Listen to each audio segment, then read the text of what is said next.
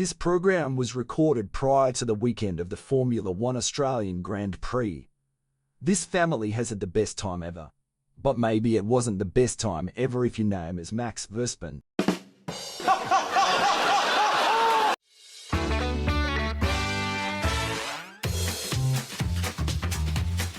It's Breaking the News with Des Clark.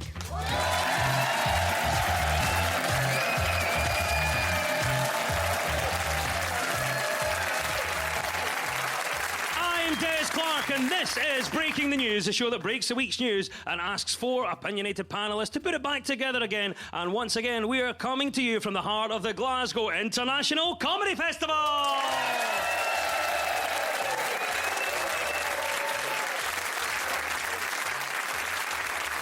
As always, I'm joined by four brilliant comics. On my right, we have Neil Delamere and Ashley Storey, and up against them are Josie Long and Connor Burns. In the news this week, an American pilot caught over the alcohol limit before he was due to fly a passenger plane from Edinburgh to New York has been jailed for 10 months. Passengers were alerted when the co-pilot announced the flight was grounded due to a hiccup.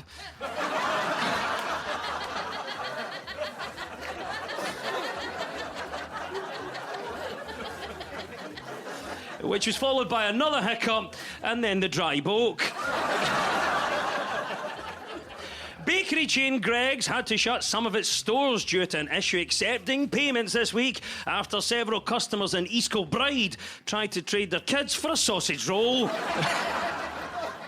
And archaeologists have unearthed relics at an 11,000-year-old burial site which prove that prehistoric people focused on self-image. Researchers at the site in Turkey found skeletons with stone jewellery, piercings and a cracking set of teeth and hair. Right, you've met the panel. Let's crack on with round one.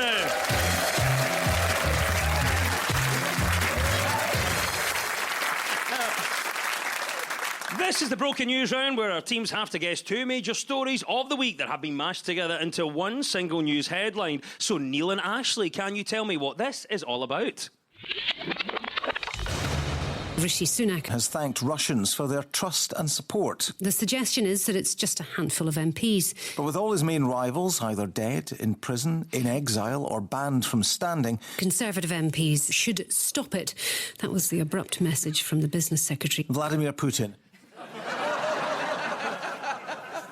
What is happening? Neil, you can sort this out. First story, please, my friend. Is this about Rishi Sunak trying to quell a possible rebellion in the ranks of the Tory party? Well done, that's the right answer. Yes, it was reported this week that Rishi Sunak had to calm Conservative jitters over his leadership as he faced yet more speculation over whether Tory MPs could try to oust him from Downing Street before the election. And his mooted replacement, Penny Mordaunt, gave short shrift to suggestions that she could become Prime Minister. Some commentators say they can't believe MPs would plot a coup while there's such a popular and charismatic man in number 10. But now that Barack Obama's left, who cares? Oh, Neil, well done for getting the right answer. Can you really see Rishi being replaced before a general election? No, I can't. His allies, like Mark Harper, who's the Treasury Secretary, insist that Sunak is going to lead the Tory party into the next election. He'll lead them like his great political hero, General Custer, at the Battle of the Little Bighorn. He'll lead them like Davy Crockett at the Alamo, like an overzealous Japanese pilot at Pearl Harbor. He's going to lead them with a commitment and ability to stick to the task at hand like never before. What about you, Ashley? Can you really see Rishi being replaced before a general election? The little headliney thing on the newspaper said that there was a plot to topple Rishi Sunak, and I think it's actually really difficult to topple Rishi Sunak because he wears a strategically wide shoe. Josie, I'll bring you in this one. Can you really see Rishi Sunak being replaced before a general election? The thing is, if he goes, there's some small shoes to fill. Small shoes to fill. I just think that, things are so bad now. Everywhere you can feel how bad it is. And I was just thinking about, I went out and I saw someone who was like this old guy, and he was so drunk, and he was staggering. And he fell over, and he was sick all over himself. He was sick all over the floor. And then he got up and he fell into a bin. And honestly, that bin could do a better job. than Rishi Sunak. They're throwing in a lot of different names just now for it. So there's like Kemi Badenoch, Suella Braverman, Grant Shapps. It just shows you how advanced the Tory party is getting, because those almost all sound like human names. Almost. Nearly got me there. Well, look, Connor started this chat already. Is there anybody we think would make a better Prime Minister? Any name out there? Neil? Okay, hear me out. There's a woman people haven't heard of, but I think she could kind of do a good job. Liz Truss is her name. I mean, she's pretty much untested, but I think we should give her a go. I really do. Did you have any other names you think, Ashley, that might make a better Prime Minister? Literally anything. See the guy who puts all the middle stuff out in a Lidl? He'd probably be better. He's used to the unexpected. He is used to the unexpected. Do you want more to the right? Yeah. Put it out more to the right. More to the right. More to the right. More to the right. No, fully to the right. Fully to the right. Yeah. We call that the Farage aisle. Put it down there. Yeah. Oh dear, I love this. Several senior Conservatives have urged their fellow party members to get behind the Prime Minister, as otherwise you can't see him in the photos.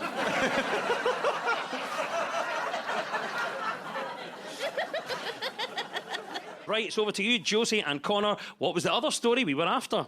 Is this Vladimir Putin's shock win in another election? That is the right answer. Yes, Vladimir Putin has thanked Russians for their trust and support after he claimed victory in the country's presidential election. It's his fifth term, which will keep him in the Kremlin until at least 2030. But with all his main rivals either dead, in prison, in exile, or banned from standing, many Western countries, including the UK and the United States, claim the election was rigged. It is always suspicious when a leader has no real opposition, an iron grip on their allies, and stays in power for a long time. I mean, under those circumstances, the only thing that could bring Putin down is if he goes out and buys a camper van.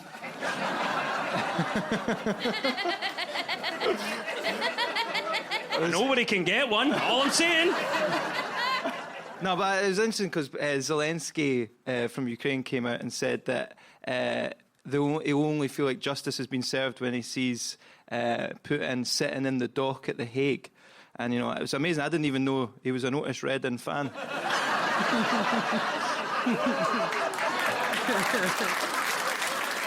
Well, there we go. Obviously, he's been in power for a long time, around a quarter of a century, Josie. What have we learnt about Vladimir Putin? I've not learned anything nice. I couldn't imagine him leaning to me and saying, I just had a wee hot chocolate. I couldn't imagine it. And also I was thinking, Yeah, but it's much more sinister. Yeah. I just had wee hot chocolate. Here, Maybe you try should yours. drink yours. You drink yours first. It's time of day. Yeah. You know, from Cafe Novichok round the corner. Vladimir's been in charge for nearly a quarter of a century. Ashley, what have we learnt about him? I don't know anything about him other than he rides a berry, has tiny nipples, he's allergic to kiwi fruit, and he loves Tetris. That's everything there is to know about him. What about you, Neil? Have we learnt anything about Vladimir Putin? He's been in that job for about 20 odd years. Well, he loves to control the narrative, and anybody who allows him to do that is a disgrace. If you ever get a chance to interview that man, ask him the questions that Russian premiers should be asked, like how many dolls is too many dolls inside each other? This is simple stuff, lads. So obviously Vladimir Putin has been suggested controls the narrative, controls politics in Russia. Tell us about the lens that you'd go to get your own way. I think if we need to get our own way in Russia, remember the year started, they said that they might have to bring back UK conscription. So I've been thinking about it. I think the first wave we need to send over are all the 15 and 16-year-olds that like to act hard and hang around in town centres. Yeah. Because I think it'd be so easy to round them up, you know, just send a van round every JD Sports in the country. Shoot nets in, just collect them. You wouldn't need to spend any money on equipment. You know, do you need body armour? Nah, mate, I've got 7 puffer jackets on. It'd be the first army to walk across the open battlefield with one hand down the front of their trousers. Morning! Love it, Connor. Great suggestion. Yes, well done, Josie and Connor. You get 2 points for that. It was the mashup of the Conservative leadership speculation and the election outcome in Russia. So at the end of that round, the teams are all square.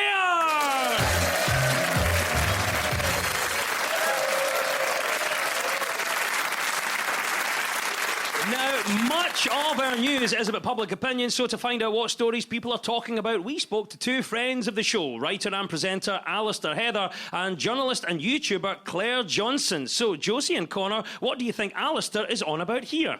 It does feel a bit like we're living through a new Victorian era of prudishness and peril clutching. Although I do remember watching The Graduate in English class at high school, and we were all pretty shocked at the sex scenes, it must be said. What they're doing is they're reclassifying film ratings. You have absolutely nailed it there. That is the right answer, Josie. Well done. In the first major audience research for 5 years, the British Board of Film Classification have updated their guidelines on how they rate films for audiences. Stricter guidelines for sex scenes and nudity in 12 and 12A films have been introduced amid growing public concern about explicit content. BBFC President Natasha Kaplinsky said that the body would be taking a more lenient view of cannabis use from now on, then ordered 2 more hot dogs and 5 bags of popcorn. I think it's quite funny that they use The Graduate in the little spiel to tell as well we're talking about age, because I found out last week that Anne Bancroft was only 35 when she was in The Graduate. Which means I'm the same age as the old ma. That's upsetting. I think it's really quaint that people are sitting there thinking that any child is going to the cinema now or watching stuff on DVDs. They're all watching KSI on YouTube. They don't care about the films you're showing them. So it's not really none going to of be this, that effective then. No, none of this matters. It's just so people can feel like they're controlling young people, which they can't do because young people are going to live for longer than us. Said the old ma. Yes. Hello, do you want to come back to my house? Magnificent. Connor, I'll bring you in this now. Let's talk about film ratings. Do you remember the first 18 film that you saw? I remember me and my mates snuck into one, and it was like this horror film about a group of backpackers that checked into this place, and it was just like they had to endure this horrific torture and like inhumane cruelty, and then it turns out it was just an advert for the Travelodge. Josie, do you remember the first 18 certificate film? I do. It was Nightmare on Elm Street. Nightmare on Elm Street, what a classic. I was 8 years old, and my father had videotaped it and explicitly said, "This is not for the children to watch." Then my father was at church, and my mother was, I presume, in another room of the house. And I put on the film. And let me tell you, it was not a film for children to watch. There was one weekend, right, when my mum got out. She got out 2 videos for us to watch, and they were both PGs. And they were Of Mice and Men and The Elephant Man. And I swear to God, I call that weekend the weekend of no return. It was the worst weekend of my life. Worse than Nightmare on Elm Street. Those guys were only PGs, and it was... I was devastated. I ran out of the living room, was dry heaving in the kitchen. And my mum was like, "Get back in, you have to learn." I can see that, and I'll raise you. I saw Of Mice and Men while reading Watership Down. A lot going on, a lot to process, Neil. Yeah, and then I walked by an Ann Summers. So confusing. All rabbits.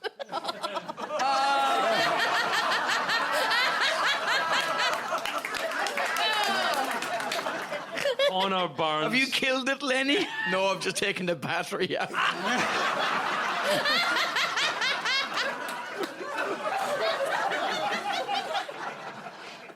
Yes, reviewed age ratings for films in the UK is the right answer. Well done, Josie and Connor. Neil and Ashley, it's over to you now. What do you think Claire is talking about here? councils would go to any lengths to get people off the road these days. It's definitely one way of getting around the potholes issue. I'm one of these people who's always saying to friends, oh, well, come see you for the weekend, and I never actually make it. So it's amazing to think that we could just sort of pop out for an afternoon. They're saying in the next 2 years that we're going to have flying taxis. Yes, it is a story that the first flying taxi could indeed take off in the UK by 2026 and become a regular sight in our skies 2 years later if a government announcement goes to plan. The Future of Flight Action Plan, developed with the aerospace industry, also says drones and other flying vehicles will become more autonomous. We have, of course, been promised things like this in the past. Hoverboards and Back to the Future, jetpacks on Tomorrow's World, and most fantastical of all, Calmac ferries.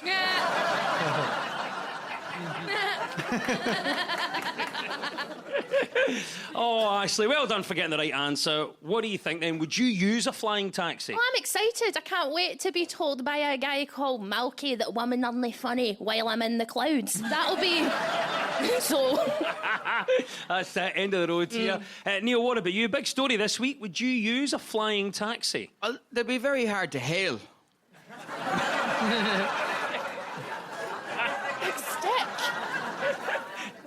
Everybody wants a drone. My 12-year-old nephew, who's my godchild, wanted a drone for his birthday, and he's 12. So I got the cheapest drone I could get. It is limited range. It goes up and down and goes side to side, and it does. Now he would call it a kite.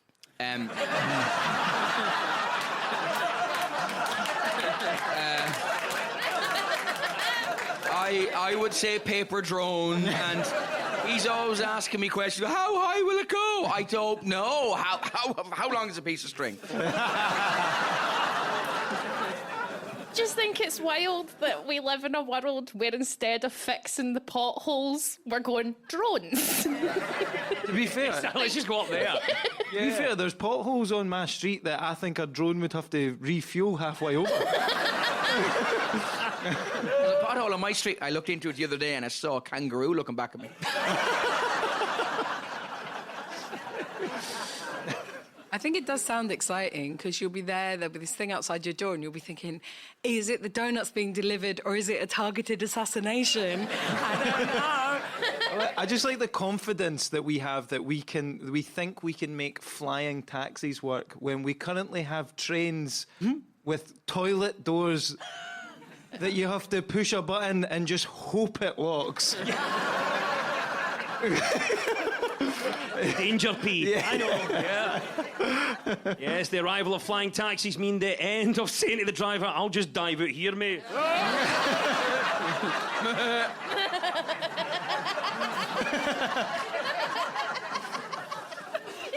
Well done. The future of transport is, of course, the right answer, and 2 points goes to Neil and Ashley.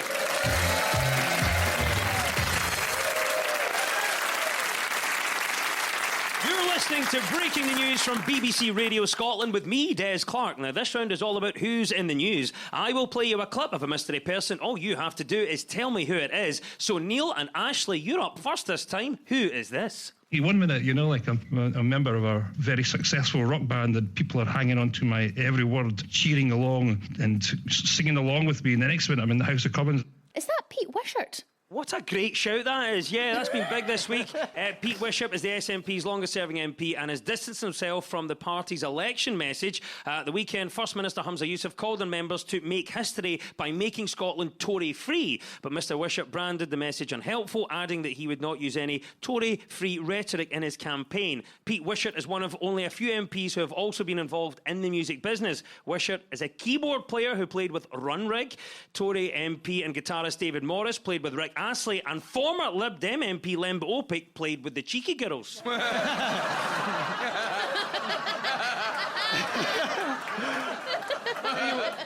So obviously Pete Wishart was the person in question, and he is saying about this idea of making Scotland Tory-free. He doesn't agree with that kind of language from Humza Yousaf.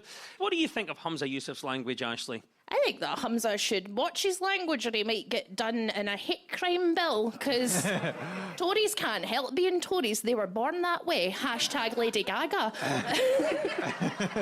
They just come out wearing wee red corduroy trousers. Also kind of described Paddington Bear as well, which Who is a Tory? Paddington, massive Tory. Massive Tory. What, Paddington Union Bear? Yeah. Met the Queen, didn't he? Did he meet the Pope? He did not.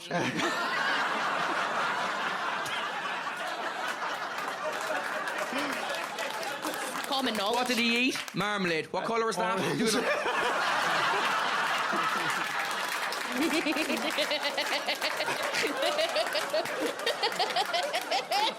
And that's the sort of language that Pete Wishart's talking about, ladies and gentlemen. I love that. Obviously, you have to pick a political slogan wisely. So let's ask our panel, if they were in charge, what would be their political slogan and why? The main one, I think, would be make Scotland scary again. I think we're getting too accepting. Like, I saw a guy in the East End of Glasgow just walking about the streets with a beret on. Like, you should be getting booted down an alley, mate. Come on. What is going on here? Make Scotland scary again, 2024. Yeah, I like it. I love that. This is great, Josie. We're getting a movement going here. We're talking political slogans. So what would be your political slogan and why? There was a video once of an old lady in Glasgow getting interviewed about Margaret Thatcher's death and about people celebrating her dying. And she just kept saying, and then people say, don't you think it's bad that you've no sympathy for her? And she'd say, too bad. Too bad. And I really feel like I would love to be someone who, like, did whatever they wanted, like, Putin style, but like good stuff. And then at the end, when people are like, what are you doing, Josie? You've been too harsh. I'd be like, too bad. Given the pothole problem, my political slogan will be, Ashley Storey, I'll fill your holes.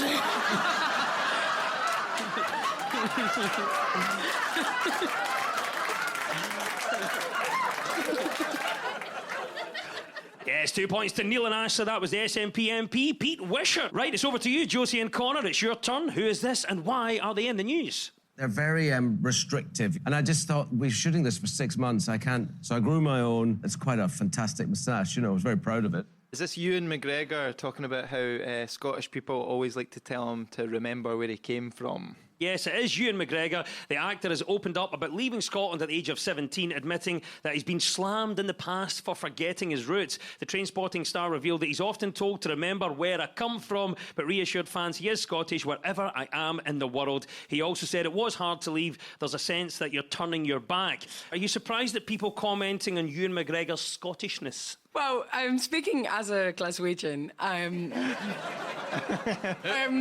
it's the same with Ewan McGregor. Like, he's lived outside Scotland, you know, since the 90s. He doesn't even know what they've done to Iron Brew. If he comes back and gets a can, he won't be able to cope with it.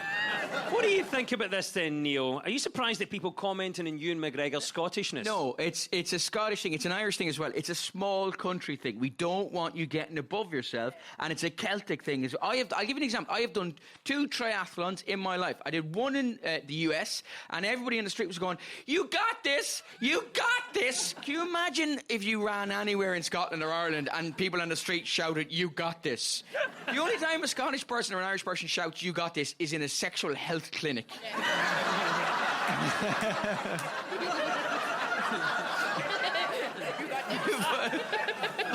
Followed by the phrase, "I think you gave it to me."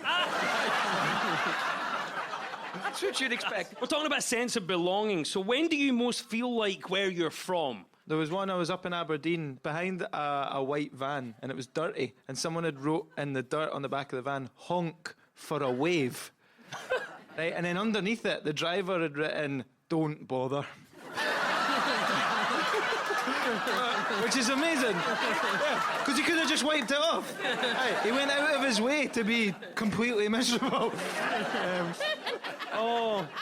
Josie, we're talking about a sense of belonging. When do you most feel like where you're from? I kind of hate whenever where I'm from comes out, because I try not to be from Kent spiritually, but whenever there's like a minor mishap at an airport, it's like my inner Kent, and that's not a mispronunciation.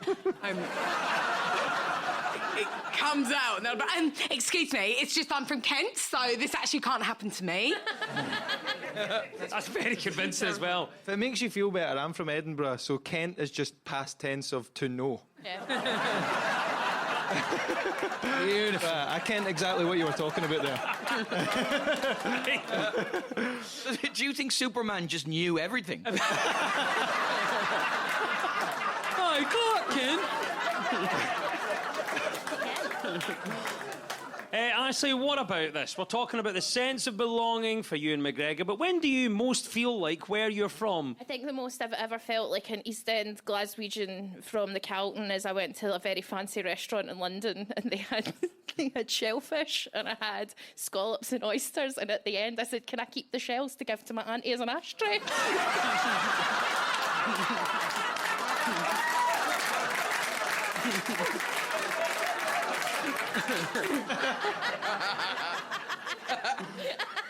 Yes, well done. Ewan McGregor is, of course, the right answer, and 2 points go to Josie and Connor.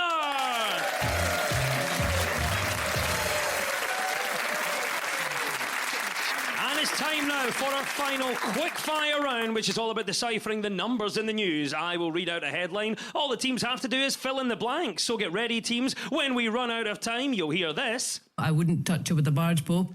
That's Kay Adams there, talking about the offer of a deep-fried kebab. Fingers and buzzers, and here we go. 4 in 10 pet owners believe what? Neil? Having a dog is better than having children, and they are right! It's not that, although maybe a lot would think that. 4 in 10 pet owners believe what? Josie? That it's okay to collect up the dog poo, put it in the little bag, and then just wang it in a tree. It's not the right answer, though. Keep it going. 4 in 10 pet owners believe what? Connor? Is it if you're going out, you should leave the radio on for a wee bit of company? 4 in 10 pet owners believe what? Ashley? That their pet is a reincarnation of their dead granda, and then they look at it and they say, honey, if your dead granda, blink 3 times, and then honey blinks, and then I worry about like the stuff I've done in front of her. This is specifically your life, Ashley, isn't it? I can only speak from my own experience, Des. We didn't quite get there with the answer. What I was looking for, that 4 in 10 pet owners believe they should be able to take sick leave when their pet is ill. That's something that a lot of them are asking for. I wouldn't touch it with a barge pole. Oh, that's our klaxon. Kay is Adams, meaning it's all over. And at the end of the quiz, our winners this week are Neil Delamere and Ashley Story.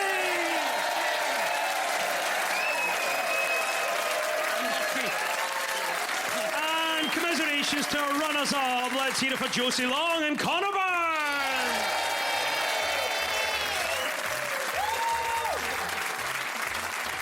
And we'll leave you with the breaking news. Breaking news just in. A blunder by a shop manager in Orkney has resulted in 80 crates of Easter eggs being delivered instead of 80 boxes. The store is now struggling with its biggest stock surplus since last summer, when the work experience kid accidentally ordered 2 bottles of sun cream.